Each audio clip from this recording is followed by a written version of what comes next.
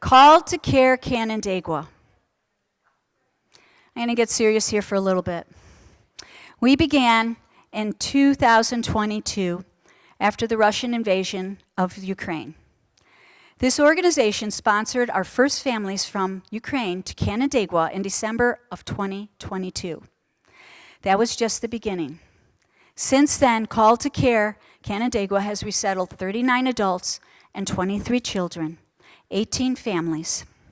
We have partnered with World Relief Western New York, and they assisted us in helping us resettle 3 families with refugee status. Our other Called to Care Canandaigua people arrived through sponsorship and the humanitarian parole program. The next portion of our program will be much more informative, passionate, and possibly emotional. We have asked 4 of our Called to Care people to write their stories to share this evening. Their stories will be read by Called to Care volunteers who have close relationships to them. We will begin with the story of a Ukrainian mother, read by Wendy Stoddard.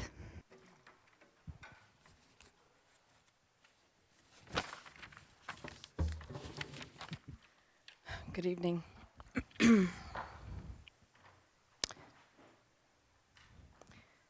The morning of February 24th, 2022, we were woken up by a phone call from our father with the words, "The war has begun."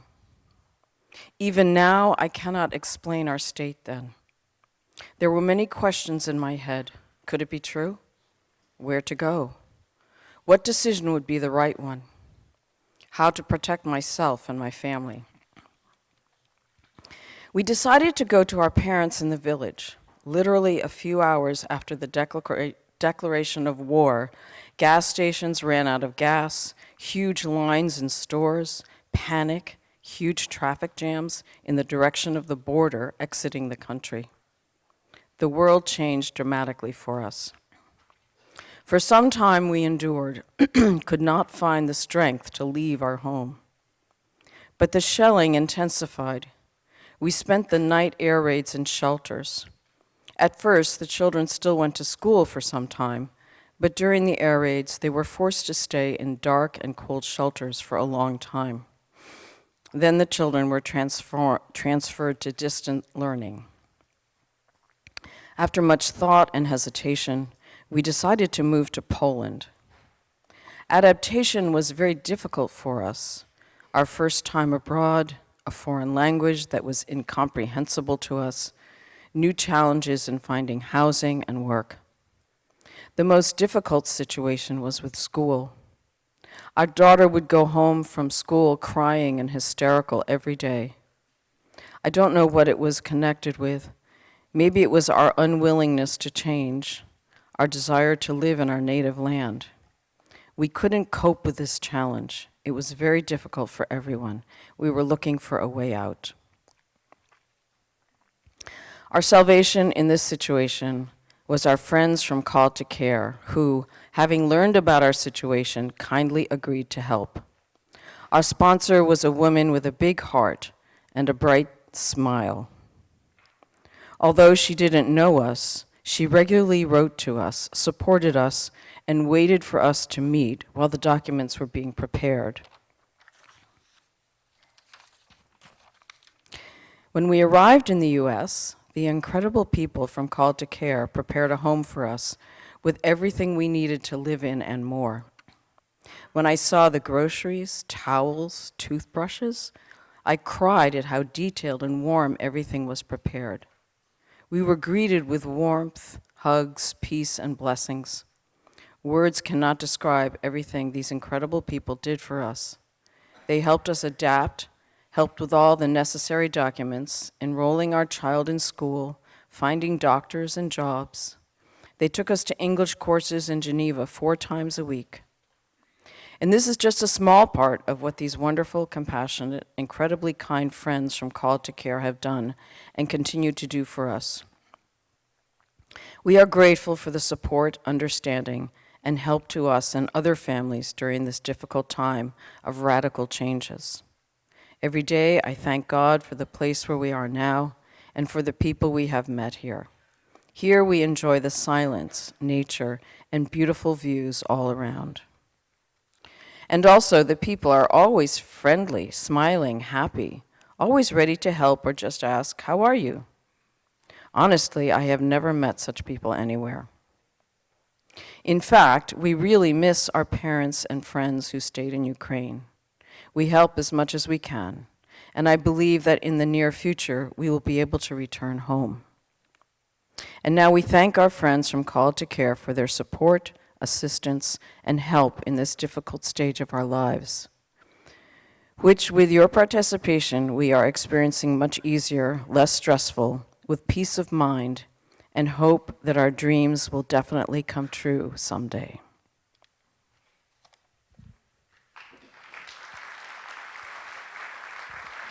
Thank you, Wendy. Thank you. Our next story is from a young mother, a Haitian mother, read by Judy Gorenflo.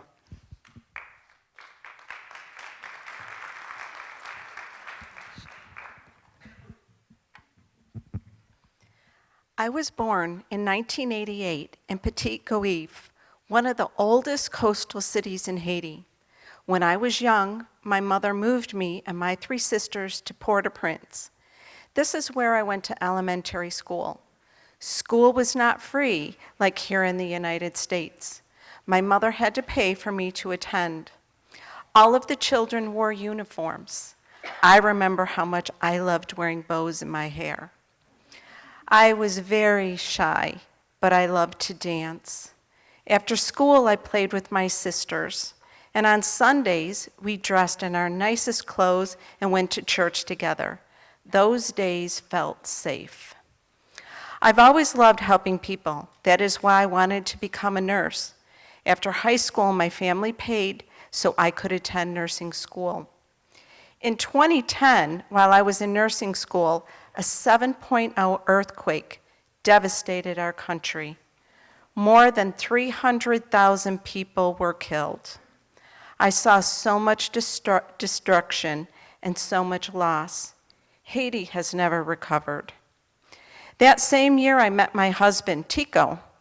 I was 22 and he was 30. Growing up, he was actually my neighbor. He was a police officer in Port-au-Prince. Before our first date, he asked my mother's permission to take me to a party. We talked often and over time fell in love. We married in 2013. I worked in a hospital, but I had to pay the hospital just to be allowed to work there so I could gain experience as a nurse. Tico worked as a Special Forces police officer. At that time, life felt normal. We had enough food. We felt safe. We could go where we needed to go. But that did not last. By 2018, riots became common. Tires burned in the streets. Gangs grew stronger and more violent. Because my husband was a police officer, we were targets. I lived in constant fear. Fear for his life and for mine. I was so afraid of being kidnapped, beaten, raped, or even killed. In October 2019, I gave birth to our son. By then, life in Haiti was very dangerous. Entire neighborhoods were being taken over by the gangs. People were being killed in the streets. Gunshots could be heard day and night. We moved closer to the U.S. Embassy and to the police base where my husband worked, hoping it would be safer. Every day, Tico left the house to fight the gangs. Many of his police friends were killed. I stayed home alone with our baby. Afraid to step outside, I prayed daily for his safety and couldn't wait for him to return home every night. Life was so very hard. Electricity was random. It came on only once in a while. I would play with my son in the dark. We bathed using a bucket of water and a rag. We cooked with charcoal because we did not have a stove or a refrigerator. Food was difficult to find. The food we did have was the food that Tico would bring home from his work. Some days I did not eat, but I always made sure my baby did. Tico earned about $250 a month. That's $3,000 a year. In Haiti, rent must be paid 6 months to a year in advance. When we could not pay, we had to borrow from friends and family. Otherwise, we'd be thrown out of our home. Living in Haiti was getting worse day by day. Things were so bad. The number of gangs were growing, and they were becoming more violent. They were forcing people to leave their homes. They are kidnapping people and holding them for ransom. People are being beaten, and some of them brutally murdered right in the streets for fighting back. There is no food. People can't go to work. People can't go to school. They can't go to church. People are running for their lives. I lived with fear every moment. I feared for my life, and I feared for my family's lives. In late 2022, my sister in Florida told me about the humanitarian parole program. She sponsored me January of 2023, and I was approved in just 3 days. My son and I were allowed to leave Haiti. Tico could not come with us. His passport had expired and needed to get a new one before my sister could sponsor him. Leaving my country was painful. Leaving my husband was heartbreaking, but staying in Haiti felt like a death sentence. I believed that leaving was the only way to save my child. Tico took us to the airport. Saying goodbye was one of the hardest moments of my life. I cried as we walked towards the plane, not knowing when or if we would ever see each other again. When we arrived in the United States, my sister welcomed us in Florida. It was soon after arriving in the US, I learned I was pregnant. 6 months later, we came to New York, where Poppy Doug and some of the Call to Care volunteers met us at the airport. They held signs and welcomed us with such kindness. As I came down the escalator, I cried tears of joy. My son looked at me and said in English, "Mommy, please don't cry." After my daughter was born, Call to Care Canandaigua helped me get an apartment. They furnished it completely, everything down to the toothbrushes. When I saw my new home, I was overwhelmed with so much gratitude. Today, I work full-time, I have my driver's license, I have a car, I speak very good English, and for the first time in my life, I earn my own money and provide for my family. This makes me very proud, and I have grown so much. But my story is not finished. My husband was never approved for the parole program. He escaped Haiti and is now in Mexico. He has never met his daughter.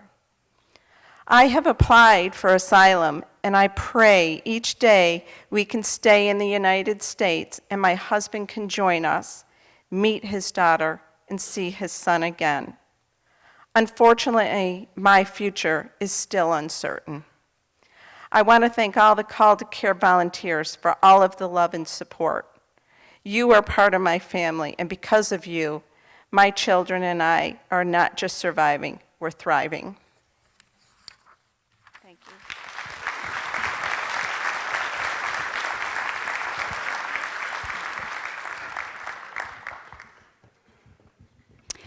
Our third story is from another young lady from Honduras, read by Wendy Reek.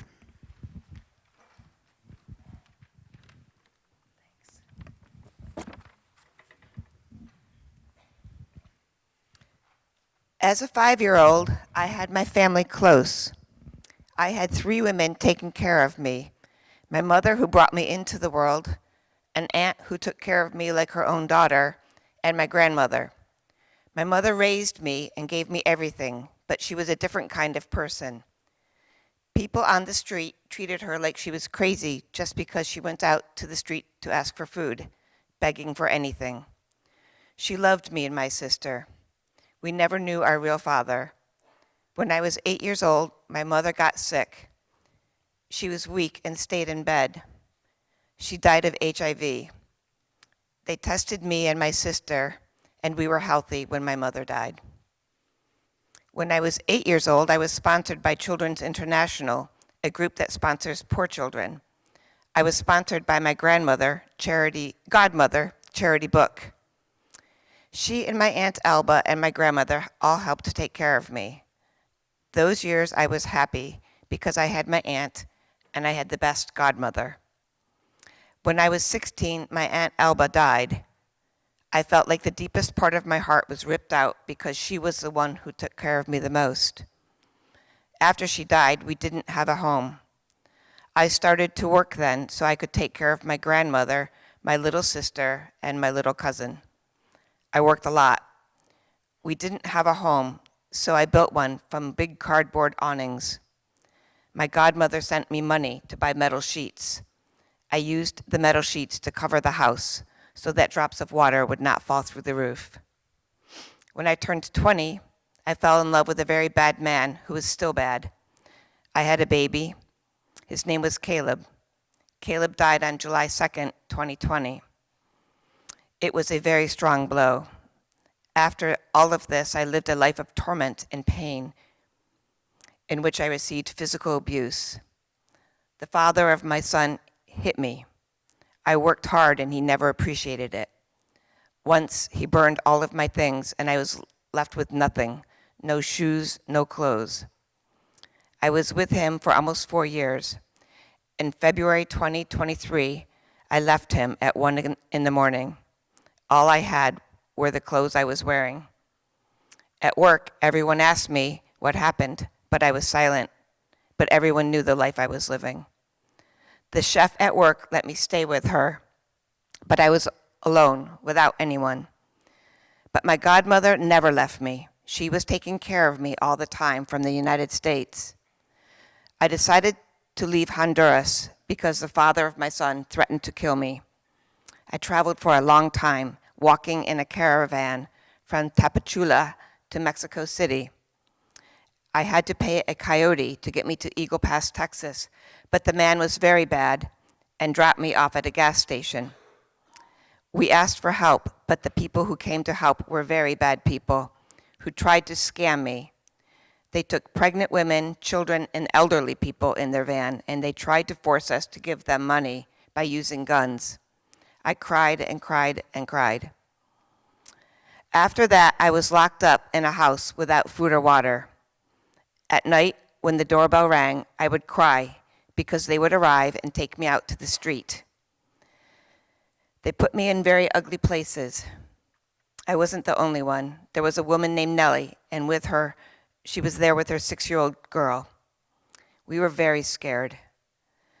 Then they took us on a big trailer to Monterey. By grace, there was a person there who knew me, who welcomed me into his home with his wife. Within days, my godmother contacted very important people and explained everything to them.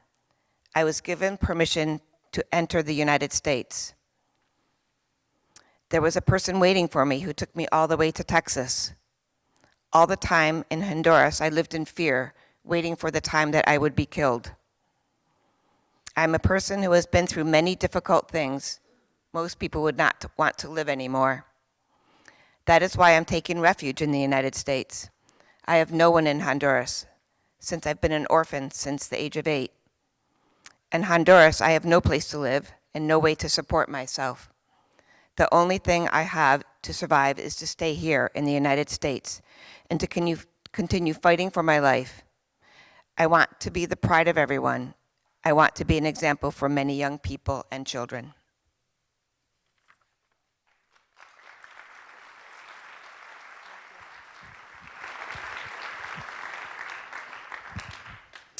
We have one more story.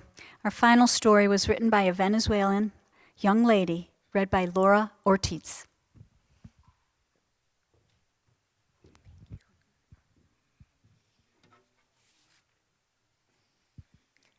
I want to begin with the story of a little girl who was born and raised in a beautiful country called Venezuela. She had a happy childhood surrounded by love, warmth, and big dreams. That little girl dreamed of becoming the president of her country and studying at the best universities in the United States. She wanted to change the world without knowing that one day the world would first change her. As she grew older and entered her teenage years, she began to notice that something was wrong. It became harder and harder for her mother to find milk for her younger sister. Basic food items were scarce, and when they were available, they were so expensive that many families could not afford them. Sometimes people had to wait in line outside a supermarket since the night before just to get whatever was being sold that day. That little girl, who had grown up in a home full of peace and love, did not yet understand that her reality was changing and that each day it was becoming more difficult. Everything intensified in July of 2017. The country raised its voice. Protests filled the streets as people demanded their human rights, which were being violated. I lived in a small community where everyone knew each other, where I grew up alongside my classmates, people who felt like family. I experienced moments that changed my life forever. One day I went to school like any other normal day. A few hours later, the doors were locked, and we were forced to stay inside our classrooms because the army had arrived to repress the protesters. Later, I learned that a classmate who was simply walking home was arrested unjustly for crossing paths with a guard at the wrong moment. He was detained for several days and beaten. Thankfully, he survived. That was when a question began to echo in my heart. At what point did we stop living and just start surviving? The news never stopped. Young people were being unjustly detained, tortured, killed, simply for wanting a free country. I will never forget the message I received about a former student from my school who was killed by the army, shot in the head near my home. That news broke something inside me. Days felt endless. Weeks passed without being able to leave the house. Waking up to the sound of screams, bullets, and tear gas became normal. Many times, my mother and I locked ourselves in the bathroom just to breathe, as thick clouds of tear gas entered our apartment through the balcony. My nose was burned and irritated. Those were difficult days, not only physically, but emotionally and mentally. Then came the hardest moment. My father, a lawyer in Venezuela, volunteered to defend young people who were unjustly detained. One day he was called to help several of them. Hours later, he was detained along with a colleague. He was physically assaulted and threatened. His family was warned that if he continued defending others, there would be consequences. I remember that day clearly. I was just waiting for my father to come home. Thanks to the support of his team, he was released, but that same night, chaos returned. The army entered our building. They fired shots through my parents' bedroom window and through mine. I grabbed my sister's hand and hid with her under the bed, while fear filled every corner of our home. They broke doors, shattered glass, and threw tear gas bombs inside and outside the building. The smoke invaded our apartment. We couldn't breathe. In our pajamas and bare feet, we left the apartment with a neighbor carrying her newborn baby and an elderly woman. We helped each other. Those moments felt endless, filled with fear, desperation, and the panic of not being able to breathe. When we reached the ground floor, my father carried my sister and me because the floor was covered with broken glass. But we carried with us an invisible wound that will never fully disappear. The place we once called home and safety had become fear. I learned that trauma does not simply go away, but it can be transformed with time, love, and courage.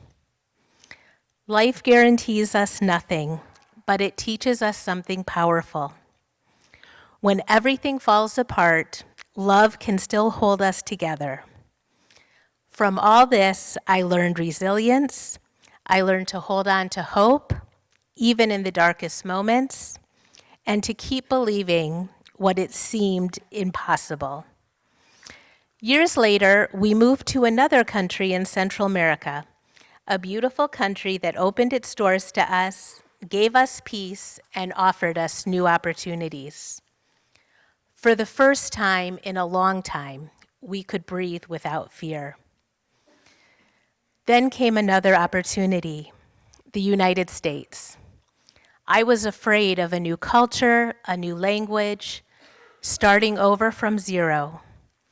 But in January at midnight, at the Rochester airport, something extraordinary happened. We were welcomed by incredible people with warm smiles and a large welcome sign made by Donna Cotter. An amazing team had prepared for our arrival weeks in advance. They opened not only the doors of their country and city, but also their hearts. That night I cried, not out of fear, but out of gratitude. Thank you, Call to Care, and especially Team 13, that's us. Team 13, to us, you are not just support, you are family. You gave us a new life. Today, I stand here telling my story. I learned English. I began studying the career of my dreams. It has not been an easy journey, but life in Canandaigua has given me incredible people, love, opportunities, and hope. I am no longer just the little girl who dreamed. I am proof that survival can turn into purpose. And as long as I have a voice, I will continue to believe and to dream.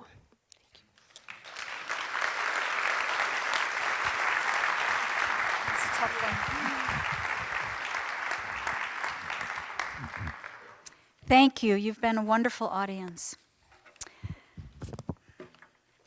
At this time, I would like you to listen to a recorded message from our Call to Care president, who was not able to be here tonight, Jaron Abdallah. I wish I was coming to you with an exciting vision of resettling more families in Canandaigua. I have no doubt that we could raise the funds and the good neighbor teams to do just that. However, this year, it's going to take every ounce of energy and courage that we can muster and every dollar that we can raise to keep the families who are already here safe.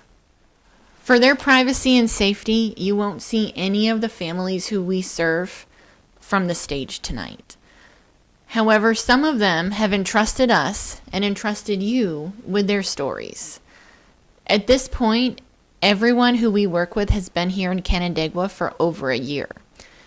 They work for local employers, they pay into the local tax base, their kids are in school with our kids, they're growing and connecting at local churches, and now it's our responsibility to help them maintain that economic security and that safety that they've found here in our community. We work with individuals who hold a range of legal statuses. Our refugee families have the most straightforward path to U.S. citizenship, and until recently, we thought they were safe. Unfortunately, the news coming out of Minnesota has been very distressing, as we've seen as many as 100 refugees who have legal refugee status taken and detained in Texas. Our asylum-seeking families also have the threat of detention, and they have the added complication of the fact that they need to wait months before they can apply for work authorization. So they may face months of temporary job loss. Families whose temporary protective status or humanitarian parole status expires later this year also have very difficult decisions to make about their future. At any point, any of the families we work with could need legal support, they could need assistance paying rent, buying groceries, or even, as unthinkable as it seems, they could need help resettling elsewhere. The range of outcomes this year that we can imagine right now is broad, and it's all very expensive.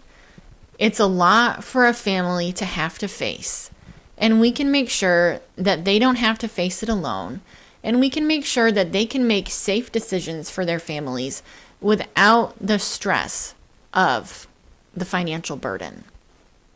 You may know our families in person.